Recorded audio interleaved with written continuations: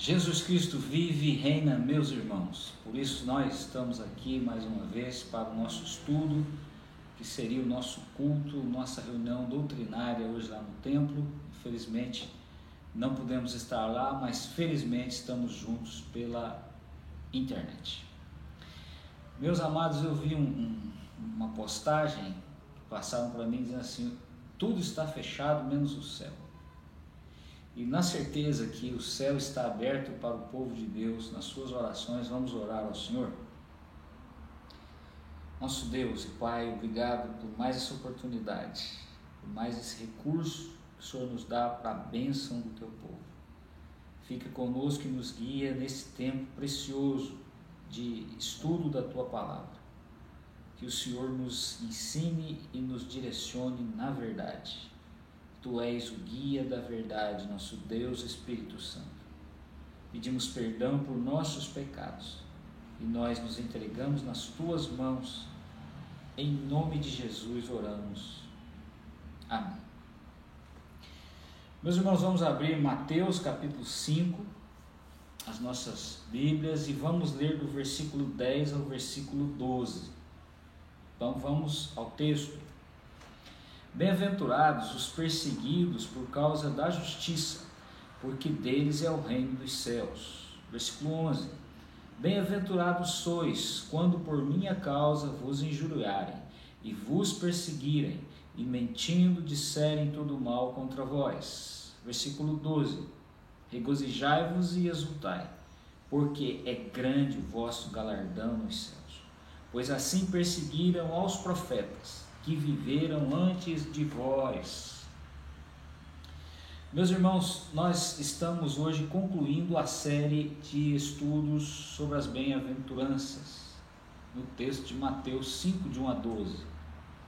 Nesses meses de fevereiro e março, e agora já estamos no mês de abril, nós estivemos juntos, discorrendo, compartilhando todas as quintas-feiras sobre esse maravilhoso ensino do Evangelho do Senhor Jesus. E com a graça do nosso bom Deus, nosso Pai soberano, Senhor do Universo, Todo-Poderoso, nós vamos então concluir hoje a última bem-aventurança, que é a bem-aventurança que está no versículo 10, 11 e 12. Bem-aventurados os perseguidos por causa da justiça.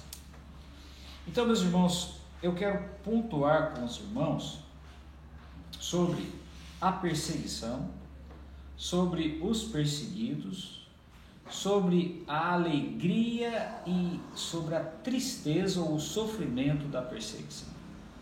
Então vamos começar sobre a perseguição. Por que acontece a perseguição?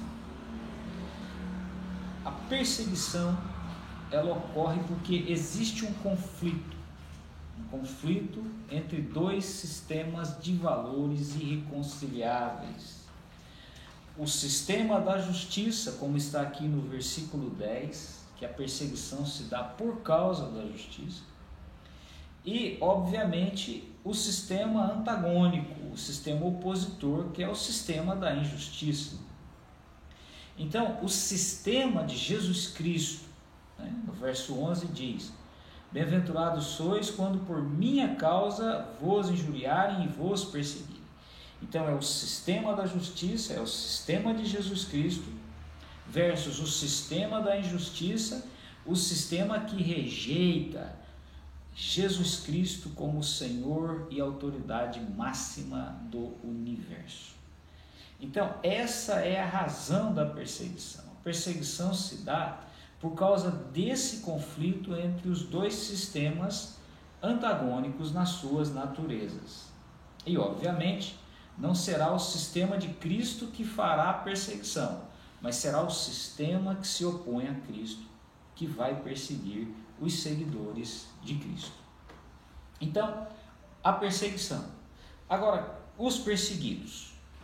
Quem são os perseguidos? São aqueles que amam a Jesus. Aqueles que amam a Jesus obedecem a Jesus, obedecem aos ensinos de Jesus. Aqueles que amam e que obedecem ao que Jesus ensinou estão vinculados a Jesus, estão unidos, estão associados espiritualmente, mentalmente, psicologicamente a Jesus Cristo e à sua causa, ao seu projeto. Como diz no verso 11: bem-aventurados sois quando por minha causa vos injuriarem e vos perseguirem. Então, os discípulos de Jesus são os que recebem a perseguição, os que obedecem os ensinos de Jesus, os que o amam no coração, os que estão ligados espiritualmente a Ele. E esses que são perseguidos, eles também têm fome e têm sede de justiça, como nós já fizemos esse estudo no versículo 6, bem-aventurados os que têm fome e sede de justiça. E notem que os perseguidos, eles são perseguidos por causa da justiça, como diz aí no verso 10.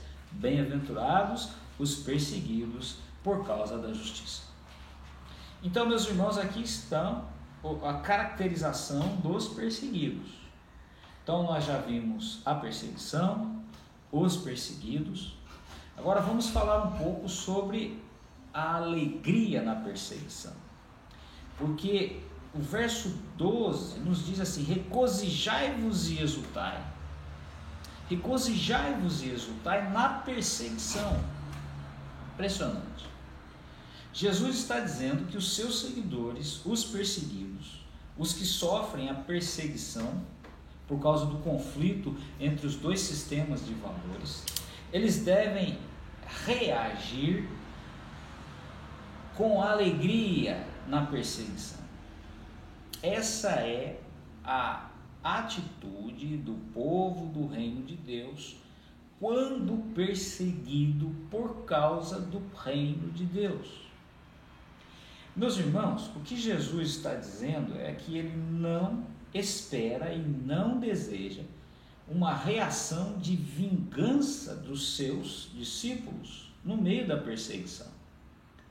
O vingador é o incrédulo.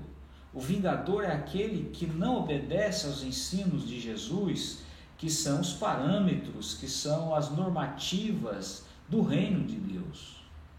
Então, Jesus não espera uma reação vingativa. E Jesus também não espera que haja uma reação de mau humor. Quem é que fica mal-humorado quando se faz alguma coisa contra a sua vontade? Geralmente são crianças. Geralmente são pessoas imaturas. Enfim, Jesus não quer isso. Nem quer que estejamos nós, discípulos dele, quando perseguidos, nos lamentando e nos enchendo de autopiedade.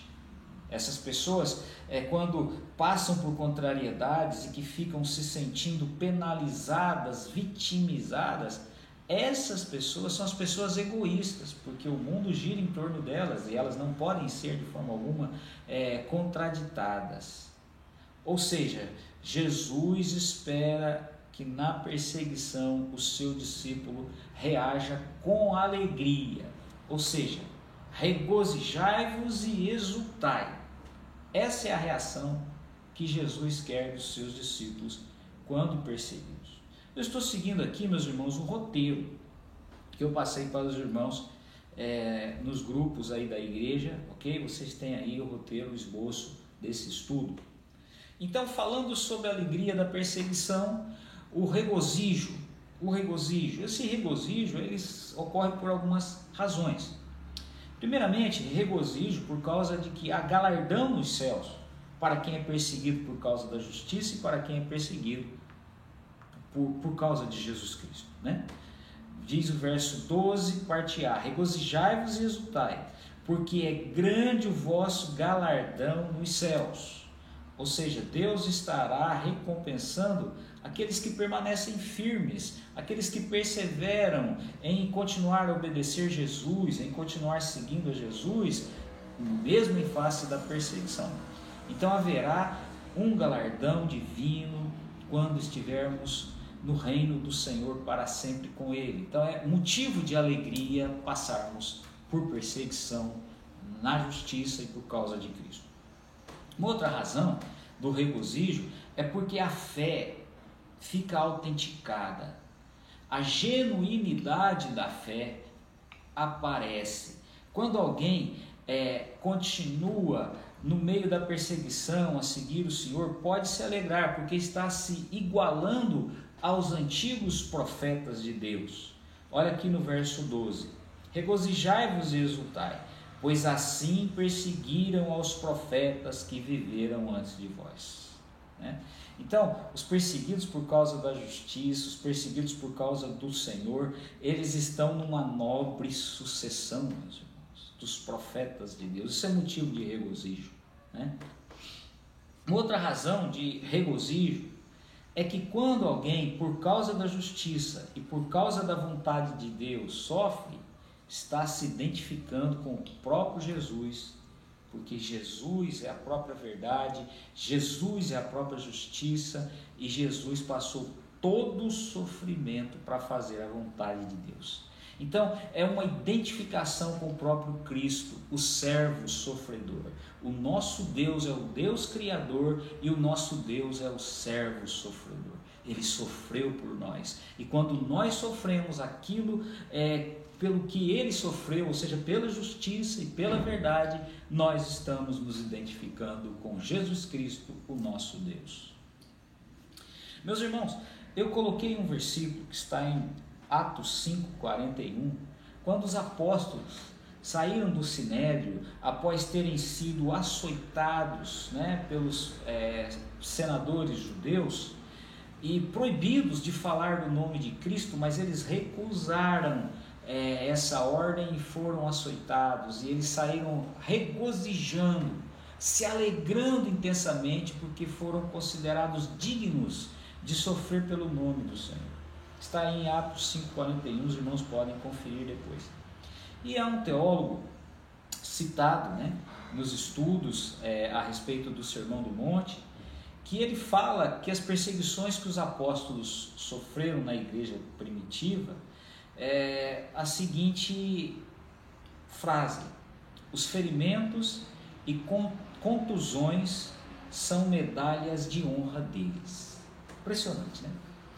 Os apóstolos, eles foram condecorados por Cristo através das suas feridas, através das suas marcas, através dos ferimentos físicos que receberam nas perseguições. Muito bem, meus irmãos, então essa é a razão da alegria no sofrimento. Regozijai-vos e exultai. Então nós já pontuamos sobre a perseguição, sobre os perseguidos, sobre a alegria da perseguição, mas nós precisamos também falar sobre o sofrimento da perseguição. É claro que mesmo estando alegres de recebermos tantas bênçãos de Deus por estarmos nos identificando com Jesus, nós sofremos. Nós sofremos porque estamos fazendo o que é certo, estamos no caminho da verdade, estamos seguindo a justiça, estamos obedecendo ao Senhor Jesus. Então há um sofrimento moral sobre nós, há um sofrimento físico que vem sobre nós. John Stott, que também é alguém que trabalhou muito sobre o Sermão do Monte, ele cita Dietrich Bonhoeffer, que foi um pastor luterano e foi mártir na Alemanha nazista.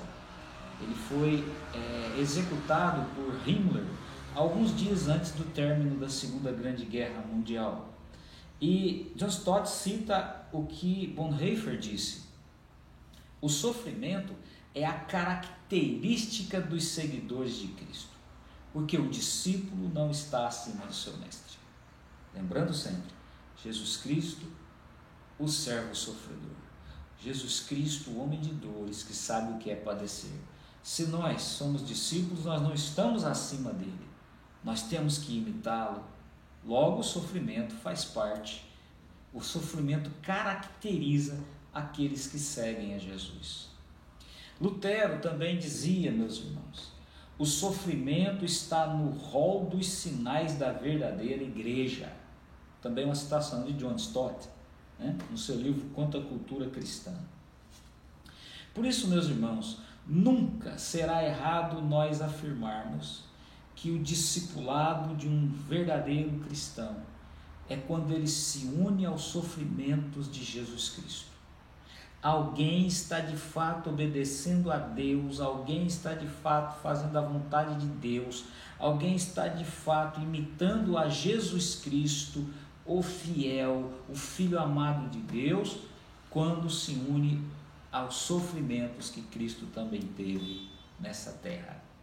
E eu deixei aqui para os irmãos vários textos. Se nós estivéssemos no tempo, nós estaríamos lendo esses textos, estaríamos discorrendo, compartilhando ou conversando sobre eles. Mas fica para os irmãos citarem, lerem e fazerem nos seus trabalhos aí no lar, nas suas devocionais. João capítulo 15, versos 18 a 25, 1 Pedro 4, 13 e 14, Atos 14, 22 e 2 Timóteo 3 e 12. Sempre lembrando, 2 Timóteo 3 e 12 diz assim: todos os que querem viver piedosamente em Cristo Jesus serão perseguidos. Então, o sofrimento da perseguição se dá em razão de fazer o que é justo, de fazer o que é bom, e isso vai certamente trazer um grande sofrimento. Meus irmãos, partindo agora para a nossa conclusão, Jesus Cristo, com seus valores e com seus padrões, entra em conflito direto com os valores e com os padrões que são convencional e comumente aceitos pelo mundo.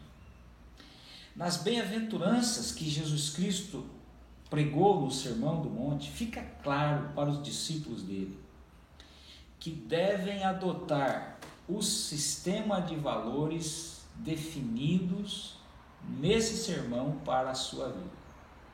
E que esse sistema de valores, ele não é compatível ao sistema de valor que o mundo tem. Novamente, vou falar sobre John Stott, na obra que já citei, na Contracultura Cristã, e ele faz um interessante paralelo dos dois sistemas de valores. Vou ler aqui para os irmãos, partindo para o encerramento da nossa mensagem, do nosso estudo. Olhem só. O mundo considera bem-aventurados os ricos, tanto na esfera material e psicológica. Jesus considera bem-aventurados os pobres de espírito. O mundo considera bem-aventurados os despreocupados e tranquilos. Jesus considera os que choram e são afligidos no íntimo das suas emoções por causa do mal. O mundo considera bem-aventurados os fortes e impetuosos. Jesus considera os mansos, que são gentis com as pessoas. O mundo considera bem-aventurados os que estão saciados e abastados. Jesus considera os famintos e sedentos por justiça. O mundo considera bem-aventurados os que cuidam das suas próprias vidas e dos seus próprios negócios. Jesus considera bem-aventurados os que se dedicam a ajudar os outros e a promover a reconciliação entre as pessoas. O mundo considera bem-aventurados os que conseguem atingir seus propósitos na vida a qualquer custo. Jesus considera os limpos de coração que não comprometem sua integridade para com Deus. O mundo considera bem-aventurados os confiantes e populares que vivem sossegados e aplaudidos. Jesus considera os que têm de receber o ódio e perseguição por sua causa. Meus irmãos, Jesus dá os parabéns para aquilo que o mundo despreza. Jesus chama de pessoas felizes aquelas pessoas que o mundo desacredita e rejeita. Meus irmãos, o Sermão do Monte, que hoje nós estamos encerrando a série de estudos sobre ele, é um grito para a igreja do Senhor Jesus Cristo, é um grito de Deus que continua nessa terra, mas especificamente para o povo de Deus, para a igreja do Senhor. O Sermão do Monte é um grito na terra para que a igreja deixe de ser mundana. Deixemos o mundo, deixemos de colocar a nossa mente e os nossos sentimentos de conformidade com os valores deste mundo. Sejamos do Evangelho, sigamos Jesus até o fim. Deus nos ajude, meus irmãos, a sermos não somente estudantes do Sermão do Monte, mas também praticantes do mesmo. Vamos orar? Senhor, muito obrigado porque nós concluímos hoje a série de estudos do Sermão do Monte. Que o Senhor dê a tua bênção para que essa palavra esteja operando no nosso coração e que cada dia mais nós possamos imitar Jesus Cristo e nos parecer com os filhos do Senhor nessa terra, trazermos a glória ao teu nome como testemunhas vivas da grande vitória em Cristo Jesus. Abençoa a Igreja Presbiteriana de Bahia, abençoa cada irmão que vai estar ouvindo essa mensagem, estudando essa mensagem. Fortalece a vida de cada um, Senhor, para sermos fortes e aguardarmos o dia do Senhor. Muito obrigado, nós oramos agradecidos no nome de Jesus. Amém, meus irmãos. Deus nos abençoe.